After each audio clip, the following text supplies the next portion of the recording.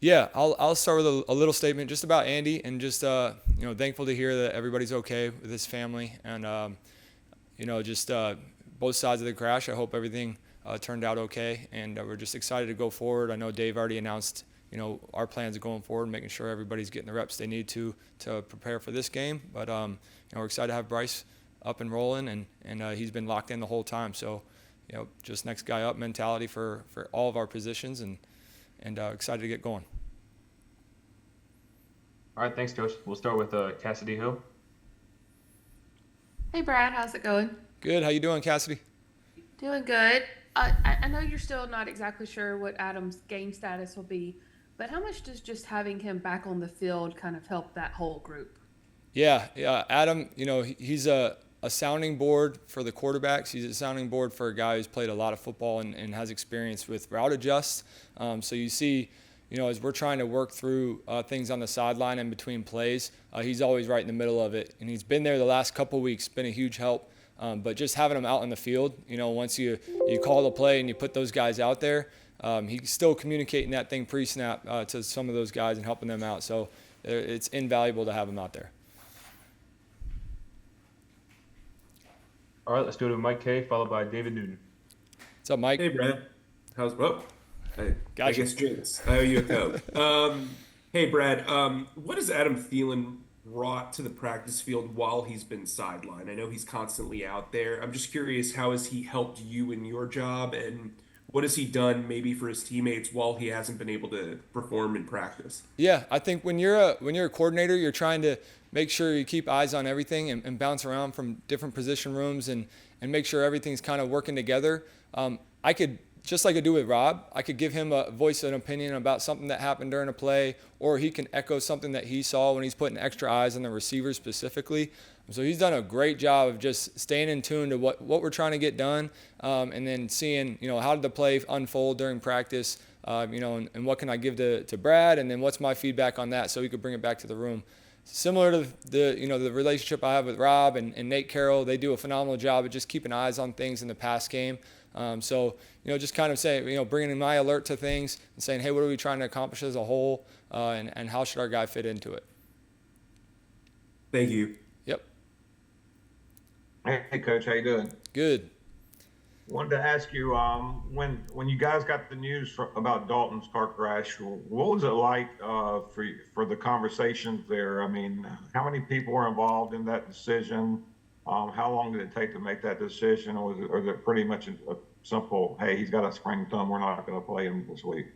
It's always a group decision, just talking things through. We were actually just with Andy, and he had left to go be with his family and pick up his kids. So first of all, we were just excited to hear that, not excited. We were happy to hear that, everybody was okay coming out of the crash, because we care about our guys. But, when it comes to Bryce, we know how valuable the reps are of practice during the week. And once the determination of, whether or not Andy would be able to practice a little bit during the week, we'd love to give those reps to the guys and get the full speed reps and move on. But I know Dave's addressed a lot of that stuff, but the decision came when, it felt like it was appropriate, top down from Dave, and we were ready to rock. And how much is it going to open up even more so the playbook when you get Jonathan out there? Oh, with Jonathan, it's been awesome watching him run around. He's a special athlete, still getting his, he's got his legs under him now, so you see him, starting to accumulate those reps with the mid-zone runs that we've been having. And I think it's cool because we've been working a lot of pony packages with two backs out there, just trying to find different ways to get Miles and Chuba involved. So we're just trying to have him, kind of absorb all of that stuff so we can be flexible once he is active, get him out there in any way we can, because he's shown to be a dynamic player, both run and pass, with the practice that we have seen. So we're just ready to plug and play when he's available. Appreciate it. Yep. All right, let's go to Joe Person, followed by Darren Gant. Brad, good morning. Morning, Joe. Good to see you. Yesterday, Andy was saying that in the moments and minutes, and maybe I don't know how long, but in the moments after the crash, there were actually people from the team that came out and kind of helped and get things settled. Do you know, were any coaches able to do that? I wasn't privy on who went out there. The coaches, we were deep into game planning at that moment. Once we got the news that the family and everybody was okay from the crash, we just did our best to support him, and then we had to, get ready for the next day of bringing the players in with a good game plan going forward. And then football-wise, your most complete game of this season came with in Andy's first start when Thielen was still healthy. What's the dynamic like with him coming back, but now Andy's not at quarterback, and what gives you confidence that you can replicate that Vegas game? I think any quarterback would be happy to have Adam in the fold. He's done it for a long time. We already mentioned it, right? It's not only his production, but it's the production that he brings alongside of him by communicating things out, helping guys on the sideline, getting other receivers, in the fold. So his impact on our offense is huge, and it's a testament to Rob Moore too, just keeping all these guys locked into the voices that need to be heard, so they can continue to grow. Adam's a huge part of that, right? So Adam's been involved. Adam's been plugged in the whole time, and we all lean on him and his experience of trying to get things accomplished the right way. Thank you. Yep. Brad, how much more are you doing with Jack Plummer this week as just kind of a just in case? Yeah, I mean, just Jack's getting more reps, with the offense just naturally when Andy's on the side. But as far as getting guys prepared to play a game, whether it's the first quarterback, second quarterback, our guys do a phenomenal job of conceptually teaching. Will Harriger drills all those guys. He goes around the table and gets them all ready mentally. So I think the only big change for Jack would be taking a couple extra reps, in those team periods. That's not necessarily with the scout team. So always great opportunities for other guys to, step in the fold and show that they're ready.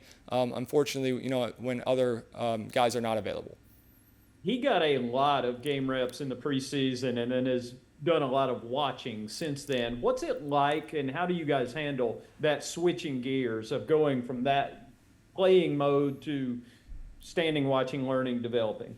Yeah, you got to find a way to steal your reps. So Mike Bercovici does a great job after practice of going back through that script with Jack, and he'll take some of our younger players as well in the skill positions and making sure that they got to get some of that muscle memory, steal a couple of those full speed routes, but then also just talk through some of the plays while you're out on the field, because we all know it's different when you're sitting in front of a TV screen versus you're on your feet, you got the cleats on, a ball in your hand, and you're kind of walking through those plays, simulating practice. So Mike's been doing that all year, and we're really excited to continue that process. So just have guys ready. And it's not only Jack, it's some of our younger players that might not be getting the reps at tight end, running back, and receiver. You see he's got a nice little collection of guys over there making sure that they're staying in tune.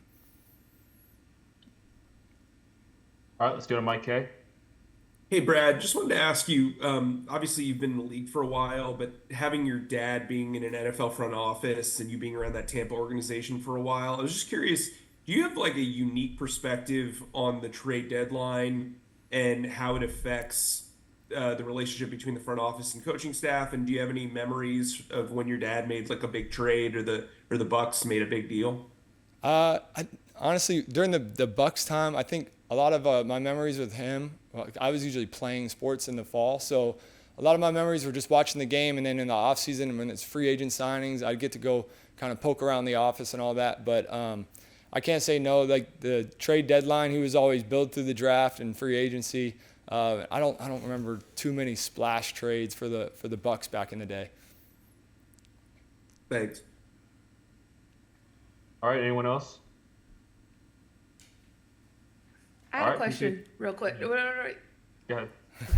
You said something earlier, and I just was curious because I don't think I've heard this before.